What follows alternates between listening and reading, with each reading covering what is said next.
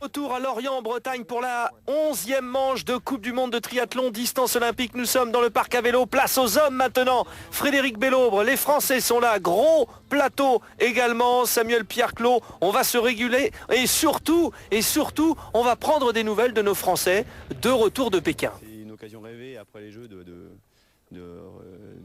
refaire le point, même si bon, c'est la fin de saison, elle est longue et moi personnellement je suis fatigué. Donc on va faire avec ce qui reste, mais ça devrait passer. Si la foule nous porte, en course à pied, ça devrait bien se passer. Aujourd'hui c'est tenter des choses. Je ne sais pas du tout dans quel état de forme je suis. Je suis un peu fatigué par la saison, bien entraîné en début de saison, mais plus trop maintenant.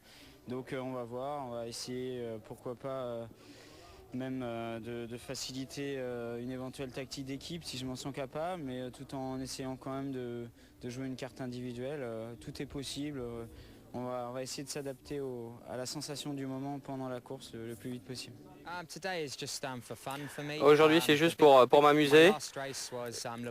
La dernière grosse course est avec Beauvais à la Baule. Peut-être que je vais faire premier, peut-être que je ne ferai que 21e. On va essayer de courir à 100% de toute façon. C'est un régal. C'est ancien champion du monde, Tim Don, ancien champion du monde de triathlon, de duathlon et d'aquathlon, je ne l'oublie pas. Laurent Chopin, voilà, Tim Don est présent. Nous avons sur le ponton de départ avec le numéro 1, Ivan Vassiliev, c'est-à-dire que c'est le mieux classé au classement mondial, c'est le 3e mondial. Tim Don porte le 2, il est 4e mondial. Et ensuite, Reto Hug, le Suisse, le numéro 3, qui lui est 5e mondial. Vous avez vu dans le top 5, eh bien, il y avait d'inscrits 3. Sauf qu'on vient d'apprendre le forfait de Reto Hug. Et donc, nous aurons encore plus de chances de victoire pour les Français. Laurent Vidal porte le 6, Tony Moulet le 10, Cédric Fleurton le 20, Frédéric Bellobre le 27. On a qui d'autre aussi? Sylvain Sudry, Samuel Pierre-Claude, David Hauss, Aurélien Raphaël, Vincent Louis, Grégory Rouault. Il y a du monde. Oui, et notamment les anciens champions des catégories jeunes, Aurélien Raphaël et Vincent Louis. Et le grand bain pour Grégory Rouault, le sociétaire du club de Poissy. Qui a beaucoup progressé, qui a fait beaucoup de travail et beaucoup de progrès cette année en Grand Prix. Qui commence à bien apprendre le métier de triathlète. On sait qu'il est très très fort en course à pied. Eh bien, il va falloir voir. On sait que son frère a fait les Jeux Olympiques en natation. Donc, si les gènes natatoires sont là, ça peut être intéressant. Natatoire, alors ça, j'ai appris quelque chose. Laurent Chopin, on rappelle ce parcours, toujours 1500 mètres de natation, 40 km de cyclisme, 10 km de course à pied. Exactement le même parcours que pour les filles. Petite évolution sur les conditions? Aucune. Merci d'être venu, au revoir. Pas de changement au niveau des conditions atmosphériques, fait un peu plus chaud. Merci. Un petit peu plus chaud, puisque nous sommes en milieu d'après-midi. Et dites-moi, regardez, qui est-ce qui mène la natation? Aurélien Raphaël, Vincent Louis et Frédéric Bellobre. Et bien voilà, les deux multiples médaillés des championnats d'Europe et championnats du monde, junior et espoir, les moins de 23 ans. Eh bien c'est pas mal cette histoire. Stéphane Poula n'est plus là, mais on a trouvé les successeurs pour nager. Et Aurélien Raphaël qui a été titré lui, je parlais des médailles, mais Aurélien Raphaël a été titré. Champion d'Europe, champion du monde, Vincent Louis, champion d'Europe, ils ont tous et puis Frédéric Bellobre, ancien champion du monde junior, donc et ça fait un petit peu plus longtemps pour Frédéric, mais là il y a de la médaille junior autour du cou et c'est le bon moment et que c'est bien de pouvoir avoir des jeunes qui sont capables de nager devant sur une Coupe du Monde, c'est le signe et l'espoir pour l'avenir. Il faudra se méfier de l'ancien champion d'Europe, Ivan Ragna, ancien champion du monde aussi, l'Espagnol Ivan Ragna. Stéphane Justus est là pour cette équipe d'Allemagne terrible qui a vraiment gagné quand elle a voulu depuis 2 ans. Oliver Freeman, le Britannique, est présent. Ivan Vassiliev, le Russe, je vous l'ai dit. Philippe Ospali, le Tchèque. Bref, ils sont très très très nombreux à pouvoir s'imposer. On rappelle ce passage qui est pas simple là. Pas simple, pas très très long mais pas simple. On a vu Vincent Louis avec beaucoup de métiers qui a acheté un petit coup d'œil derrière lui pour voir où était Frédéric Bellobre et s'il y avait une cassure. Ça sent la course d'équipe. On rappelle que quand on nage dans la vague d'un très bon nageur, on bénéficie un peu de l'effet d'aspiration. Et aussi, on n'est pas obligé à partir du moment où on lui fait confiance, on n'est pas obligé de faire soi-même sa propre orientation. Mais là, les Français, on choisi de nager côte-côte et c'est bien. Le leader du triathlon français sur ces dernières années est au milieu de la relève, en tout cas de ce qui ressemble à la relève. Passage de la bouée à... il y a une cassure à la 10-12e place là. Ouais. Là ça peut être intéressant et Aurélien Raphaël avait comme consigne J'en discutais avant le départ avec Philippe Fattori de mettre un gros tempo dans l'eau de manière à éventuellement faire une cassure et pourquoi pas tenter quelque chose. C'est bien quand on a de la sécurité comme ça dans l'eau de savoir qu'avec ses compatriotes et ses équipiers on va pouvoir sortir devant et ça peut ouvrir la porte à de belles choses. Les temps aux 950 mètres, Aurélien Raphaël 10,57, 1 seconde d'avance sur Vincent Louis et 3 secondes d'avance sur Frédéric Bellobre. 2 secondes de retard pour le 4e Ivan Vassiliev sur Frédéric Bellobre et donc sur le trio français. Et voilà la cassure, on la voit là-bas. À la 10-12e place à peu près, Frédéric. Le classement, c'est le champion du monde qui est en tête de la World Cup, ce qui est vraiment très bien, Javier Gomez. Il lui manque juste le titre olympique, mais il s'est fait piéger. Même la médaille. Même la médaille.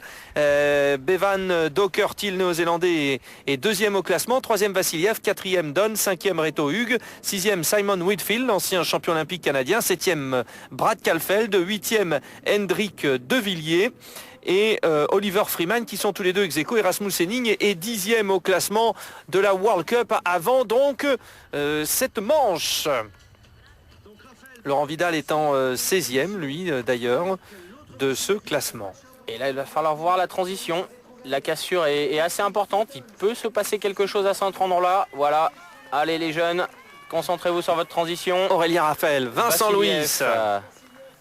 Le voilà Ivan Vassiliev. Il y a que du beau monde. Tim Don est là aussi. Et voilà, juste derrière Tim Don, il y avait une cassure avec trois triathlètes et derrière encore une cassure. Les deux petits jeunes ont nagé en 17,05 Laurent.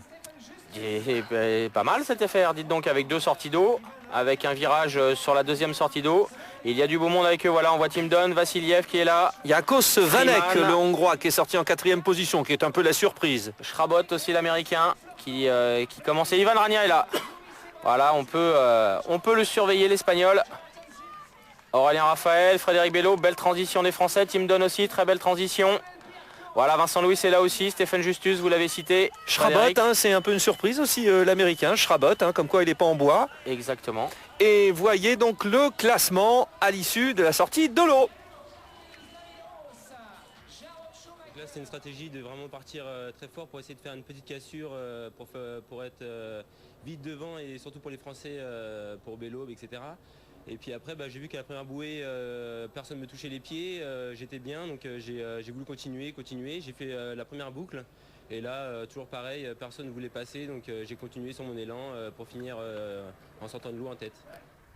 Il me semble vraiment serein cet Aurélien Raphaël. Alors avant sur les Grands Prix, notamment la saison passée, il venait, il faisait un peu le show, il attaquait sur la natation, il prolongeait un peu sur le vélo, mais il explosait. Sauf que là, à la Baule, au Grand Prix, il a terminé 3e. Alors c'était une distance sprint, donc semi-distance olympique. Je vous le rappelle, 1500 mètres de natation, 40 km de cyclisme, 10 km de course à pied, c'est le programme aujourd'hui. Et Aurélien Raphaël est tout à fait capable de faire quelque chose. Il semble que ça évolue. Laurent Chopin dans le premier tour. Il y a 5 km au tour, 8 tours au total. Ah, et ça bouge. Cédric Fleurton est là déjà avec Tim Don dans sa roue, c'est une bonne chose. On a vu Frédéric Bellobre qui menait un petit peu le début du vélo pour créer la cassure. Et là les Français sont là, ils vont être nombreux, s'il y a une jonction ils vont être nombreux. Et à noter Frédéric pour continuer sur Aurélien Raphaël, il a fait 3e à la Baule avec une situation de course où les Beauvaisiens ont roulé devant, ils ont posé le vélo à 6 avec 45 secondes. Mais à noter qu'Aurélien a fait aussi 2e au Grand Prix de Paris où là ça a posé groupé, ça veut dire que c'est sa course à pied aussi qui lui a servi sur le Grand Prix de Paris. Donc avec 2 situations de course différentes, totalement différentes, il fait 2 podiums. Et voilà, Sylvain Sudry qui attaque. Il va y avoir du mouvement sur ce parcours vélo. Le diable de Sylvain Sudry qui, avec son équipe de Beauvais, met toujours beaucoup de pression sur la partie vélo. Alors je voudrais revenir sur votre réaction, Laurent. Cédric Fleurton est là. Le problème de Cédric, c'est un très très bon triathlète qui avait remporté une manche de Coupe du Monde en 2004. Ils sont peu les Français à avoir remporté des manches de Coupe du Monde. C'est une marque de très grand talent. Et depuis, Cédric Fleurton a été vraiment touché par des pépins de santé. Il n'était pas présent aux Jeux Olympiques alors qu'il en avait l'ambition. Le souci aussi pour Cédric, c'est qu'il n'est pas très bon en natation. Et là, vous avez réagi, Laurent, vous avez dit, mais il y a Cédric Fleurton. Il est là tout de suite, il n'a pas d'effort à faire. C'est peut-être l'occasion de jamais pour Cédric Fleurton. Avec Sylvain Sudry en plus, ça peut travailler en équipe. On a l'impression que les Français peuvent travailler en équipe. Des Français qui sont vraiment de plus en plus professionnels. Alors, on rappelle, hein, Laurent, on parle de professionnalisme en triathlon, mais certains ont des contrats. On voit notamment également Sylvain Sudry qui est militaire aussi. Il est à l'armée de terre et on en profite pour saluer le capitaine Simon, comme beaucoup de l'équipe de France. Non, vous le faites bien, s'il vous plaît, je vous salue, mon capitaine. Mon capitaine, merci. Pardon, c'est vrai que voilà. j'ai pas encore le réflexe. Oui. Et là, c'est vrai que l'armée soutient et tous ces athlètes français qui pour la plupart sont en CIP, ce qu'on appelle CIP, c'est convention d'insertion professionnelle, qui avec l'armée, qui avec la police, la SNCF, etc. Donc ça permet aux triathlètes de pouvoir courir l'esprit libre et en ayant un métier autour et de pouvoir se consacrer pleinement à leur discipline avec donc cet engagement professionnel. Certains font d'ailleurs le défilé du 14 juillet, je me souviens, je pense que c'est Sylvain Sudry il y a été. Francky Batelier l'avait fait aussi, je crois, une année, il avait dû courir peu de temps après et ça lui avait pesé sur les jambes. Je pense que c'est Francky Batelier de s'y retrouver. Et voilà. Là on a vu les deux Français, gros tempo dans la partie sinueuse et Oliver Freeman qui était dans la roue de Cédric Fleurton et de Sylvain Sudry a sauté. Et là beaucoup de mouvements. Riederer qui essaye quelque chose de nouveau avec Freeman. Mais est-ce que Freeman est le bon allié puisqu'il a déjà sauté de la roue de Sylvain Sudry et de Cédric Fleurton. Il grimace. Alors Sven Riederer qui présente la particularité d'avoir sur ses bras un numéro 1. C'est tout simplement parce que le 4 de son numéro 14 s'est effacé. Le 14 on le voit sur son casque, qui est d'ailleurs une idée géniale dans le triathlon que devraient reprendre les cyclistes parce que vraiment ça aide tout de suite à reconnaître. Plus le nom dans le dos. Plus le nom dans le dos. Mais ça, dans le dos, ça va, on a le dossard en général. Les Français, là, sont en train de faire tout exploser. Voilà, Samuel Plerceau et Aurélien Raphaël qui contrôlent le peloton devant. C'est la course d'équipe. C'est très bien. C'est très bien. On a aperçu d'abord Ivan Ragna, l'Espagnol, qui essayait de mettre de la pression sur le peloton. Les Espagnols font souvent la course d'équipe, et notamment sur leur Coupe du Monde à Madrid. C'est bien. Alors on revient 2 hommes en tête, donc Laurent. Sylvain Sudry et Cédric Fleurton. Ils roulent très fort tous les deux, ils vont collaborer, on connaît les deux hommes, ils ne sont pas avares de leurs efforts en vélo. Et là, c'est là une bonne occasion de pouvoir creuser le trou. On a vu derrière des petits paquets, ça explose un petit peu. Riederer qui essaye de mener la chasse, mais ils ne sont que 2. Quand on est à 2 contre 2, c'est une bonne chose. Le peloton derrière qui est un peu contrôlé par les Français. Ça peut être une bonne échappée. Et on sait que ces deux gaillards-là ne vont pas se relever. Ils ont les informations des pointages sur le bord de la route et on sait qu'ils vont insister. C'est leur jeu, ils ont tout intérêt à le faire. Voilà Riederer qui a fait sauter Freeman aussi, qui décidément est un petit peu dans le dur en vélo. Mais qu'est-ce que Sven Riederer va pouvoir faire contre 2 hommes? Ça c'est une bonne nouvelle. Les 12 secondes c'était donc sur Freeman et Riederer. Maintenant ça doit être 15 secondes que sur Riederer.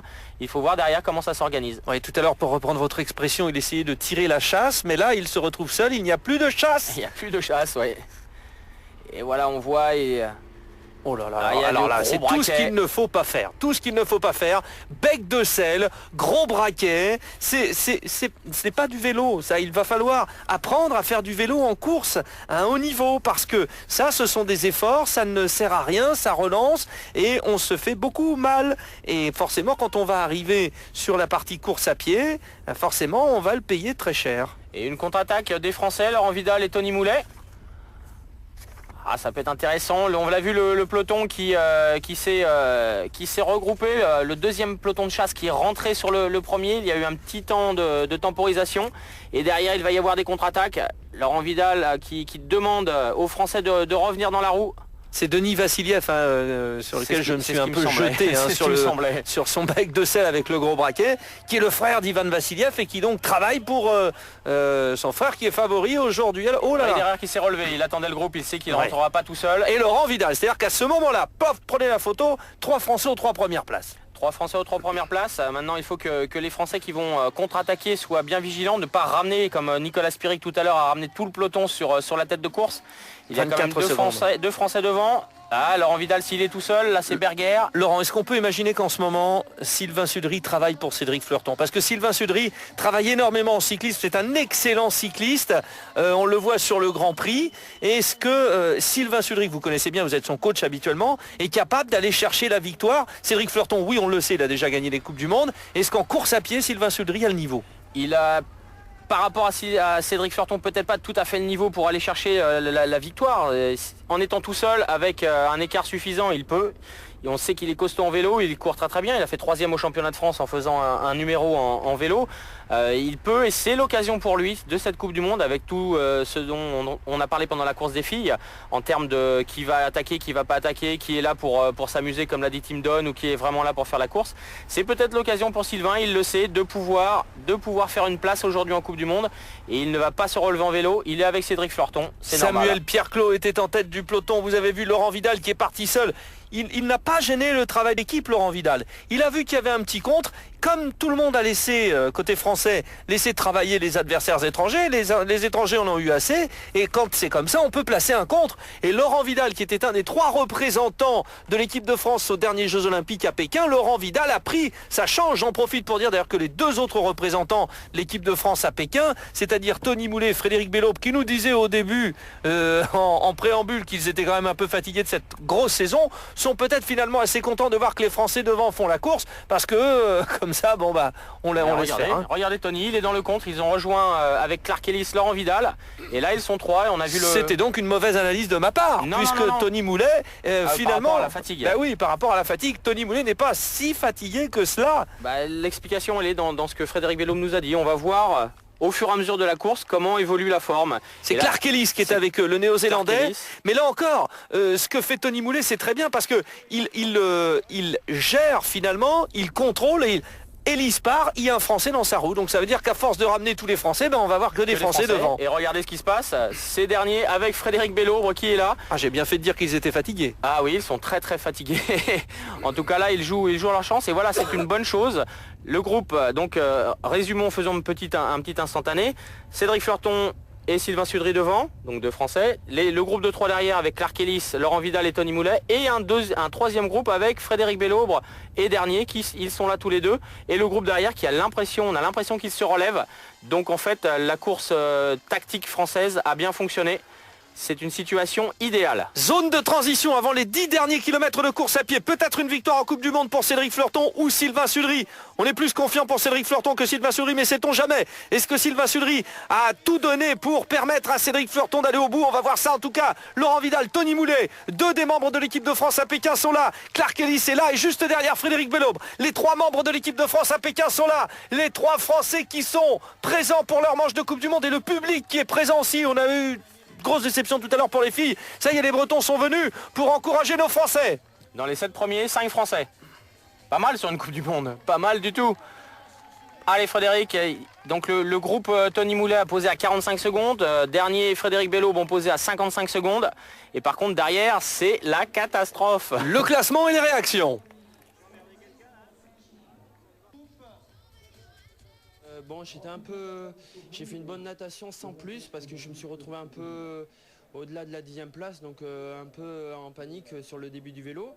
Et bizarrement, on s'est retrouvé avec Cédric Fleurton à chasser tous les 2 sur le premier demi-tour vélo. Donc on a pu rentrer de suite. Et puis on a été assidus. C'est vrai qu'on a tenté, et à l'usure, on a réussi à partir. Elle va être encore contente, la maman de Sylvain Sudry qui est venue me voir l'autre fois à la boule. Il parle bien, monsieur, mon fils, au micro. Oui, madame Sudry, regardez, la preuve. Et là, ils sont partis. Allez, tous les 2. Sylvain va essayer de s'accrocher. Je suis très, très, très confiant pour Cédric Fleurton parce que le plus dur pour Cédric, c'est de bien sortir en natation. Il a eu un avantage avec Sylvain qui a moyennement nagé, mais Cédric a fait une très belle natation. Ils sont rentrés tous les 2. Oui. Et quand on a Sylvain Sudry en appui en vélo, c'est sympa quand même. Eh bien, je la sens venir, moi, cette victoire en Coupe du Monde pour c'est aujourd'hui, Cédric. Ça sera une si belle revanche pour Cédric Fleurton. Rappelons-le, vraiment une saison noire. Une saison noire, beaucoup de pépins. Il est revenu à un bon niveau, mais pas assez. Il n'était pas compétitif pour aller à Pékin. Faut pas avoir de regrets, Cédric Fleurton. Il espérait, mais devant lui, il y avait encore Stéphane Poula qui lui aussi a été privé de Jeux Olympiques. En revanche, là, ce qu'on voit, c'est Cédric Fleurton qui a mangé son pain noir et qui revient bien. Alors bien sûr, il n'y a pas eu de Jeux Olympiques, mais de toute façon, quand on a vu les Jeux Olympiques, c'était très difficile d'aller chercher une médaille. En revanche, d'aller chercher une victoire en Coupe du Monde et peut-être pour la saison prochaine d'être éventuellement champion du monde, tout ça, Cédric Fleurton, la carrière est longue et belle et il y a tout pour lui. Tony Moulet, Laurent Vidal, 4 Français aux 4 premières places pour l'instant. C'est la classe. Alors, la classe. vous savez que de temps en temps, sur des manches de Coupe du Monde, quand il y a peu en densité, bon là, la qualité, il y a du beau monde, hein, mais on peut peut-être dire, bon, il y avait au départ peut-être un peu moins. Mais les Allemands se sont retrouvés dans cette même situation à Hambourg, ils n'ont pas fait aussi bien que les Français. Et puis, il y a plein de nations qui se sont retrouvées dans cette situation, et jamais ils ont pu faire ce que les Français font. C'est dire si la France, qui avait 3 dossards à Pékin chez les garçons, est déjà sûre, logiquement, l'une des 8 meilleures nations en triathlon, et elle le confirme aujourd'hui en Coupe du Monde. Avec une situation vélo où ils ont su prendre leur chance. On a toujours tendance à penser que maintenant, souvent, en tout cas quasiment à 70 ou 80%, le vélo ne sert pas à grand chose. Et bien aujourd'hui, les Français ont prouvé que quand on prend des risques, ça fonctionne. En tout cas pour l'instant, ça fonctionne plutôt pas trop mal. Et là, tactiquement, ça a été très très bien joué. Ce qui aurait été dommage, c'est que les Français en chasse derrière Sylvain et Cédric aient ramené tous ces coureurs à pied, mais ça n'a pas été le cas. Alors, vous avez aperçu Frédéric Bello en difficulté. Phénoménal. Et vous avez aperçu Ivan Rania, l'Espagnol, qui est quand même sur des bases très très très élevées. Attention à l'ancien champion du monde espagnol, Ivan Rania, qui revient quand même sur tout le monde. Sylvain Sudry. Vous parlez de saison noire et Ivan Rania n'a pas été non plus point de côté pour Sylvain Sudry. On a vu la main en côté. Ouais, mais c'est beau ce qu'a fait le Pissiaquet, comprenez l'habitant de Poissy au Beauvaisien. Ils sont adversaires toute la saison. Plus le membre du Lagardère Paris Racing. On a tous compris qu'ils ont fait la course d'équipe, les Français, ensemble. Et ils sont en train de remercier Sylvain Sudry pour son gros travail sur le vélo. Et donc pour l'homme de tête de Sartrouville, effectivement, Cédric Fleurton, ça risque d'être la victoire. Et derrière, ce que faisaient Tony Moulet et Laurent Vidal, c'était remercier parce qu'on part vers un podium 100% français. Et pourquoi pas. On a vu la foulée de Cédric, là, très relâché. Il est bien, Cédric. Sylvain, qui malheureusement a un point de côté, il a beaucoup travaillé en vélo, c'est une certitude. Maintenant Tony qui est en train de lâcher Laurent Vidal, un petit peu de mal pour Laurent Vidal, il faudra qu'il réussisse à résister au retour du groupe de derrière et dont Ivan Rania fait partie, vous l'avez dit, qui lui aussi a su revenir au plus haut niveau, 5e à Pékin, on le rappelle, après 2 saisons difficiles marquées par les blessures, après la passation de pouvoir avec Javier Gomez, il est encore là Ivan Rania.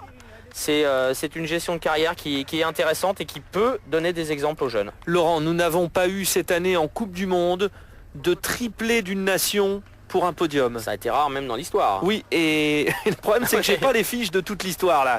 Il faudrait remonter, mais un podium 100% pour un pays. Alors les Australiens l'ont fait, c'est sûr Laurent.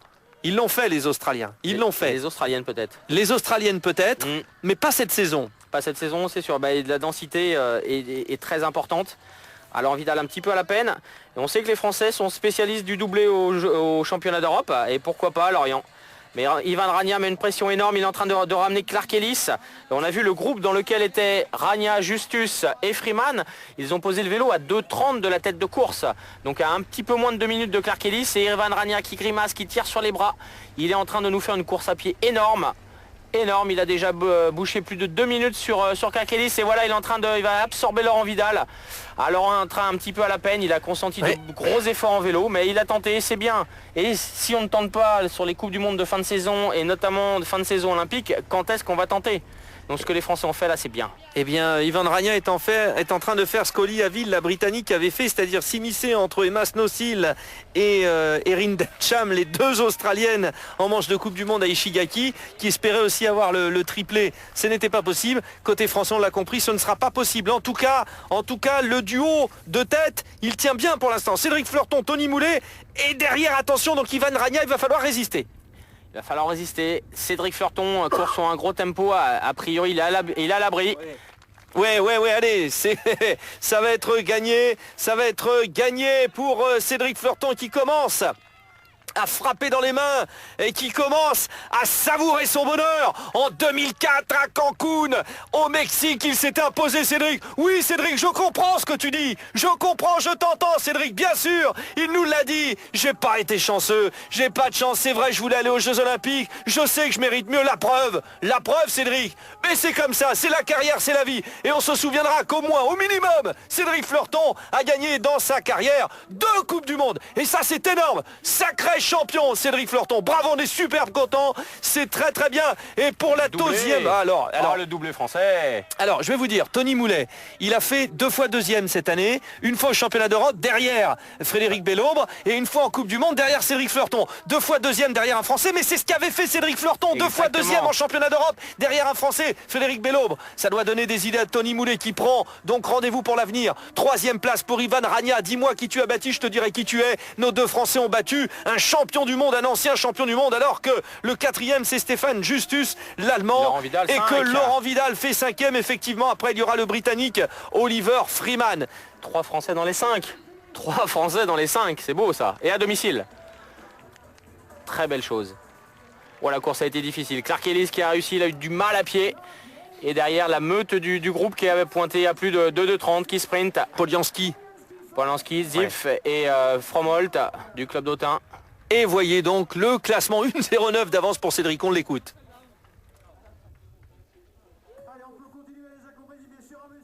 Ah oui, je crois qu'aujourd'hui la clé c'était il fallait nager, on le savait au départ. Donc voilà, j'ai réussi à élever mon niveau de natation quand il fallait. Donc je suis sorti limite dans le premier paquet. Alors c'est vrai que ça s'excitait devant. Je savais Sylvain très fort en vélo.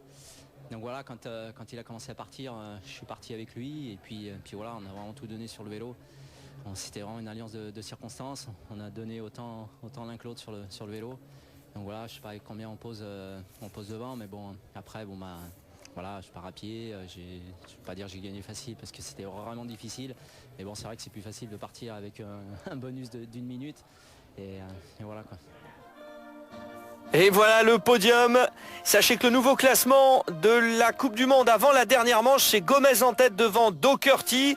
Et mathématiquement, c'est gagné pour Gomez qui a gagné la Coupe du Monde cette année. 3e, Ivan Vassiliev qui était présent aujourd'hui. Tim Dunn 4e, Olivier Freeman 5e, voilà pour le classement. Le premier français c'est Tony Moulet, 12e. On se retrouve pour la dernière manche très bientôt sur l'antenne de Sport Plus. Merci d'avoir suivi cette Coupe du Monde à Lorient, bravo les Français, au revoir. Bye bye.